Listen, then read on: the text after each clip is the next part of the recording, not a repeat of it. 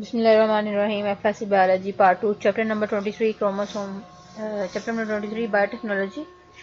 आज हमने जो हमने स्टार्ट किया था डीएनए रिकम्बिनेंट टेक्नोलॉजी। आज इसका लास्ट स्टेप देखना है कि हम एक्सप्रेशन जो है रिकम्बिनेंट डीएनए तो बना लेते हैं हम, अब उस रिकम्बिनेंट डीएनए का एक्सप्रेशन जो है वो कैसे देखते हैं, कैसे वो अपनी प्रोडक्ट्स जो है वो प्रोड्यूस करेगा। अब एक कोलून जो हमने बनाना है उसमें लार्ज नंबर ऑफ मॉलिक्यूल्स हो सकते हैं। असल में लार्ज नंबर ऑफ मॉलिक्यूल यानी कि इसमें जो जीन्स प्रेजेंट हैं, जो कोलून हमने करवाया है रिकम्बिनेंट डीएनए से जो कोलून आता है, असल में वो ओरिजिनल जो हमने स्पेसिमेन यानी कि ह्यूमन सेल क्रोमोसोम में से जो हमने जो जीन ऑफ इंटरेस्ट इंसुलिन का लिया था वो ओरिजिनल जो है उसकी आइडेंटिकल कॉपी होती है, यानी कि वो भी उसी तरह का एक्सप्रेशन शो करेगा। अभी ये बैक्टीरियल सेल कैसे उस जीन ऑफ इंटरेस्ट को यानी कि वो जो रिकम्बिनेंट डीएनए है वो टेकअप कैसे करेगा, बैक्टीरियल सेल के अंदर कैसे वो दोबारा से एंटर होगा प्लाज्मिड को दोबारा से बैक्टीरियल सेल के अंदर इंट्रोड्यूस करवाने के लिए हम कैल्शियम क्लोराइड लेते हैं, यानी कि बैक्टीरियल सेल लेते हैं और उसको कैल्शियम क्लोराइड के सोल्यूशन में रखते हैं। इससे उसकी मेम्ब्रेन जो है परमिएबल हो जाती है। जब मेम्ब्रेन परमिएबल होती है तो प्लाज्मिड जो है वो पोर्स के थ्रू एंटर हो जाता है बैक्टीरियल सेल के अंदर। इस तरह प्लाज्मिड जब एंटर हो जाता है बैक्टीरियल सेल के अंदर तो ये प्लाज्मिड में ये दिखाया गया कि ये फॉरेन जीन जो है ये इंटरेस्ट हमने इंट्रोड्यूस करवाया था, ये प्लाज्मिड है।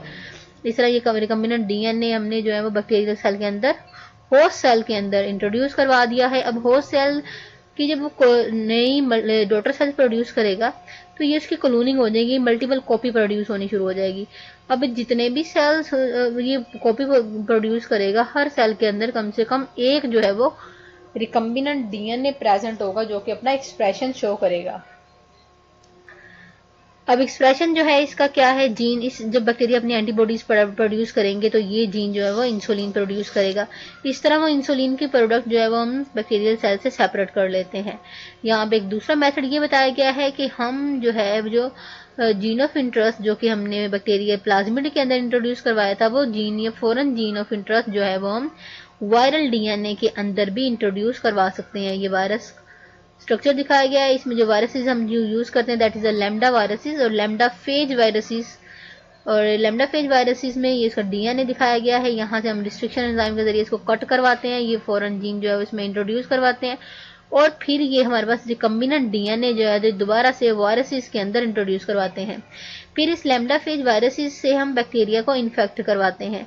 जब ये वायरसेस अपना डीएनए बैक्टीरियल सेल के अंदर इंसर्ट करते हैं, बैक्टीरिया की बायोसिंथेटिक मशीनरी पे होल्ड कर लेते हैं, तो फिर क्या करते हैं बैक्टीरिया जो मल्टीपल कॉपी प्रोड्यूस करना शुरू कर देता है वायरल डीएनए की। इस तरह वायरल एक ही टाइम में बैक्टीरिया जो है बहुत सारे वायरल डीएनए रिकम्बिनेंट डीएनए बना देता है और इस तरह हमारा जीन ऑफ इंटरेस्ट भी इसी तरीके से जीन ऑफ इंटरेस्ट की भी कॉपी हो जाती है।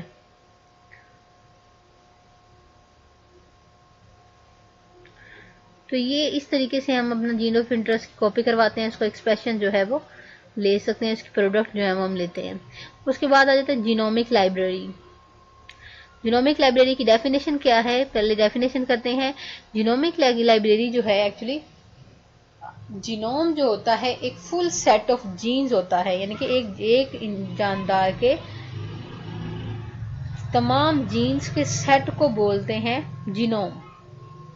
अब जीनोमिक लाइब्रेरी क्या है, जो कलेक्शन ऑफ बैक्टीरियल और द बैक्टीरियोफेज कोलून, यानी कि इसमें हम क्या करते हैं कि किसी ऑर्गेनिज्म के जीन्स को जो है वो यानी कि उसके डीएनए को लेते हैं और डीएनए को कट करवाते हैं छोटे छोटे पीसीज में। वो सारे पीसीज जो हैं वो बैक्टीरिया के अंदर इंट्रोड्यूस करवा देते हैं, बैक्टीरियल वेक्टर के अंदर, उसके प्लाज्मिड के अंदर।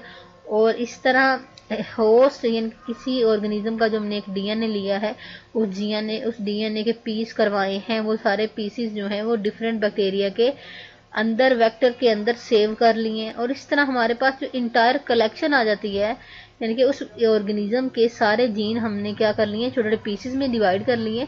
जिस तरह इस टेक्निक में सिर्फ एक जीन लिया था, अगर हम एक ऑर्गेनिज्म के साथ बहुत सारे जीन यानी कि सारे जीन्स को कट करवाते हैं और उसके पीस करवा लेते हैं और सारे पीसीस को एक एक प्लाज्मिड के अंदर इंट्रोड्यूस करवा लेंगे और इस तरह हमारे पास बहुत से बैक्टीरिया होंगे, हर बैक्टीरिया के पास एक अलग किस्म का जीन होगा उसी ऑर्गेनिज्म का। तो इसे हम कहते हैं this is the entire collection of the bacterial और द बैक्टीरियोफेज, यानी कि वायरसेस में भी करवा सकते हैं, जिसमें तमाम जीन्स प्रेजेंट होते हैं उस ऑर्गेनिज्म के। और इस तरीके से जो कलेक्शन ऑफ बैक्टीरिया और बैक्टीरियोफेज कॉलोन है, जिसको बोलते हैं हम जीनोमिक लाइब्रेरी। अब हमने अगर जीनोमिक लाइब्रेरी में से एक हमारे पास जीनोमिक लाइब्रेरी प्रेजेंट है, उसमें हमने कोई स्पेसिफिक जीन ऑफ इंटरेस्ट लेना है। जिस तरह अगर आपको ये डायग्राम मैं दिखाती हूँ, तो ये डायग्रामेटिकली दिखाया गया है कि हमने ये एक ऑर्गेनिज्म लिया है और ये ऑर्गेनिज्म में से हमने उसके क्रोमोसोम को एक्सट्रैक्ट बाहर निकाला है, उसे एंजाइम के जरिए उसके सारे क्रोमोसोम को कट करवा लिया है। और ये पहले तो हमने एक जीन ऑफ इंटरेस्ट लिया था ना, अब यहाँ पे बहुत सारे जीन ऑफ इंटरेस्ट हैं, यानी कि उसके सारे क्रोमोसोम में सारे जीन्स को कट करवा लिया है रिस्ट्रिक्शन एंजाइम के थ्रू। फिर वो छोटे छोटे फ्रेगमेंट बन गए, छोटे छोटे हिस्से बन गए। फिर इनको हमने प्लाज्मिड में, ये देखें डिफरेंट प्लाज्मिड में आपको कलर नजर आ रहे हैं, ग्रीन, रेड और पर्पल कलर, इसको हमने प्लाज्मिड में इंट्रोड्यूस करवा दिया। ये प्लाज्मिड को हम बैक्टीरिया के अंदर जो है वो इंट्रोड्यूस करवा देते हैं, ट्रांसफॉर्म करवा देते हैं। और इस तरह ये जो हमारे पास आया, this is the genomic library. अब हमने देखना है कि हम हमारे पास एक जीनोमिक लाइब्रेरी तो है, लेकिन हमें कैसे पता चलेगा कि हमने जीन ऑफ इंटरेस्ट कोई फ्ला इंसुलिन के लिए या किसी डिजीज के लिए हमने कोई जीन लेना है, तो इसमें से हम कैसे वो सिलेक्ट करेंगे। हमारे पास बहुत सारे उसके जीन्स प्रेजेंट हैं, लेकिन कौन सा जीन किस बैक्टीरिया के अंदर है ये देखने के लिए हम जो है वो यूज करते हैं प्रोब। प्रोब जो है वो एक single stranded sequence of the nucleotide होती है, जिसको हमने रेडियो एक्टिवेट करवाया होता है। और फिर जो है जब इस प्रोब को हम इस जीनोमिक लाइब्रेरी के अंदर जो है वो इंट्रोड्यूस करवाते हैं, तो वो जिस भी जो हमें स्पेसिफिक जीन चाहिए होता है ना, वो प्रोब पहले ही रेडियो एक्टिवेट करवाया होता है, वो किसी एक जीन के साथ जाके हाइब्रिडाइज हो जाता है, पेयरिंग कर लेता है। इस तरह वो जो जीन होता है वो हमें शो होना शुरू हो जाता है कलर्ड में, जिस तरह रेडियो एक्टिव होता है ना वो, तो वो फ्लोरिसेंट हो जाता है, हमें नजर आता है। फिर उस वाले बैक्टीरिया को बाहर निकाल लेते हैं, उसकी मल्टीपल कॉपी बना लेते हैं, वो प्रोटीन प्रोडक्ट जो हमें चाहिए होती हैं वो उसका एक्सप्रेशन ले लेते हैं, ये जीन ऑफ इंटरेस्ट ले लेते हैं। इसकी थ्योरी की तरफ चलते हैं। एक पार्टिकुलर प्रोब जो है वो हम यूज करते हैं जेनेटिक लाइब्रेरी में सर्टेन जीन को निकालने के लिए। प्रोब क्या होता है, प्रोब की डेफिनेशन बोर्ड में आ चुकी है, this is a single stranded nucleotide sequence जो कि हाइब्रिडाइज करती है बैक्टीरिया के स्पेसिफिक एक पीस के साथ। अब उन्होंने हम प्रोब को कैसे ढूंढते हैं, क्योंकि प्रोब जो है वो रेडियो एक्टिवेट होता है, फ्लोरिसेंट होता है। जब वो जिस भी बैक्टीरिया के साथ जाके हाइब्रिडाइज करता है, ये हमें फ्लोरिसेंट एक चमकदार हिस्सा नजर आ जाता है। फिर इस तरह वो पार्टिकुलर डीएनए फ्रेगमेंट जिस भी बैक्टीरिया में प्रेजेंट होता है, हम उसको जो है वो आइसोलेट कर लेते हैं उस फ्रेगमेंट को, और उसको अगर हमने क्लोन करवाना है, उसकी मल्टीपल कॉपी बनानी है या पार्टिकुलर सीक्वेंस लेनी है या हमने उसका प्रोडक्ट लेनी है, तो वो उसमें से इजीली ले सकते हैं।